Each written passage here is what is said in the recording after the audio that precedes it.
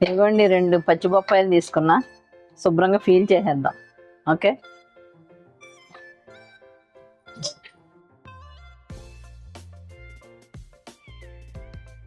ఇదిగోండి చక్కగా ఫీల్ చేసా, శుభ్రంగా కడిగేసి తురుము తీద్దామండి. ఓకే,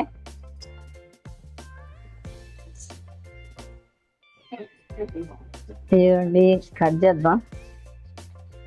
దీంట్లో గింజలు అవి తీసేద్దామండి. కట్ చేసి ఈ గింజలను తీసేద్దాం.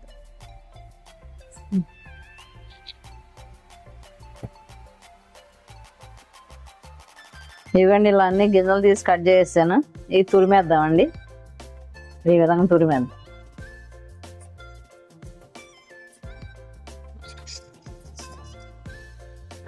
ఇదిగోండి కొన్ని బాదం పప్పులు తీసుకున్నానండి, కట్ చేసుకుందాం. ఇలా జీడిపప్పు, అట్లా ఇదిగోండి తురిమిన బొప్పాయి తురుము.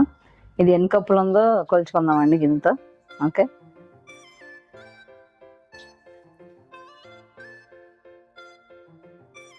ఒకటి. ఇదిగోండి 5 కప్పుల బొప్పాయి తురుము ఉంది. 1 కప్పున్నర షుగర్ వేద్దామండి. స్వీట్ ఎక్కువ కావాలంటే 2 కప్స్ వేసుకోవచ్చు. ఓకేనా,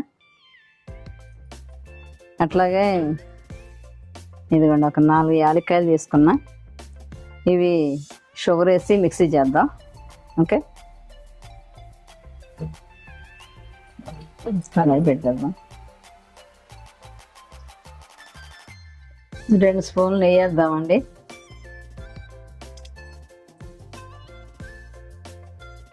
బాదం కట్ చేసామండి, జీడిపప్పు, ఈ 2 వేపేద్దాం.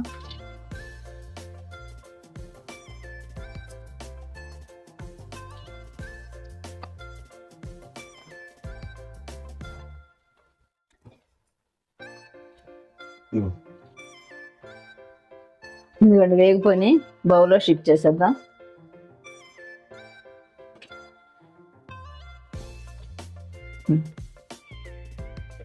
అదే కడాయిలో ఇంకొక స్పూన్ ఆయిల్ వేద్దామండి.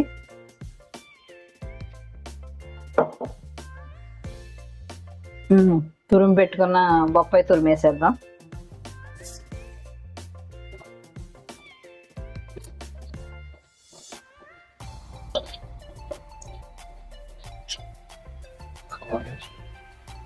ఇలా ఫ్రై చేద్దామండి. ఈ వాటర్ అంతా ఇంకిపోయి ఫ్రై చేయాలి.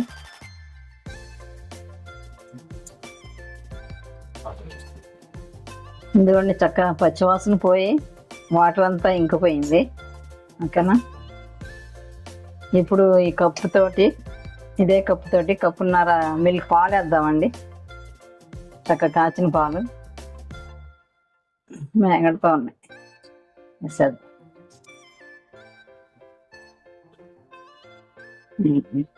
కప్పున్నర పాలు వేసాను.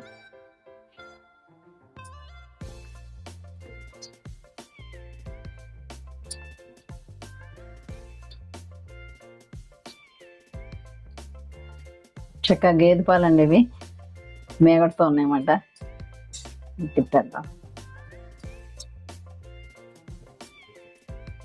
ఎందుకంటే పాలు వేసి పాలు కూడా ఎగిరిపోతున్నాయి కదా, కొంచెం ఇరిగినట్టు అనిపిస్తాయండి.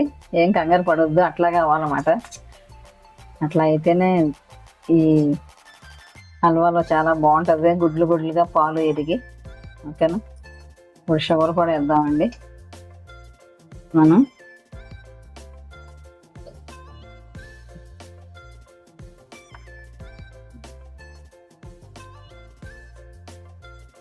ఎందుకంటే ఒక అరకప్పు యాలకుల పౌడర్, యాలకుల కోసం షుగర్ వేసి పౌడర్ వేసేయండి. ఒక 1/2 కప్ ఇది ఇంకోటి వేసేద్దాం.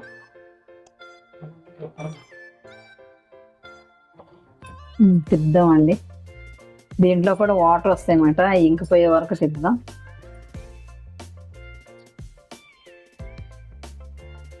ఏ స్వీట్లోకైనా ఇదిగోండి చిటికెడు సాల్ట్ వేద్దామండి. సాల్ట్ వేయగానే టేస్ట్ మారిపోయిందని చాలా బాగుంటుంది అన్నమాట. కంపల్సరీ ఏ స్వీట్లోకైనా సాల్ట్ యాడ్ చేయాలి, జస్ట్ చిటికెడు. ఓకే, ఎందుకంటే వాటర్ ఊరుతున్నాయి చక్కగా. ఇదంతా ఇంకిపోయే వరకు తిద్దామండి. చూడండి వాటర్, షుగర్ వాటర్ అంతా ఇంకిపో వస్తుంది. దీంట్లోకి అదే అండి కలర్ఫుల్గా ఉండటం కోసం కొంచెం గ్రీన్ ఫుడ్ కలర్ వేస్తున్నామండి, కొంచెం చిటికెడు.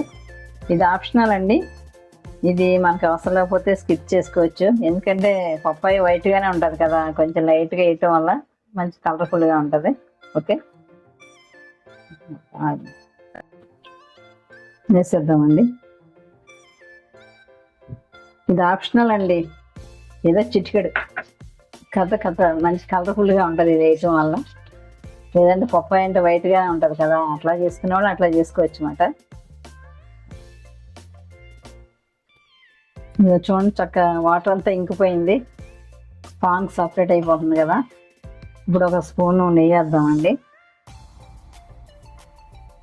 ఒక స్పూన్ వేద్దాం.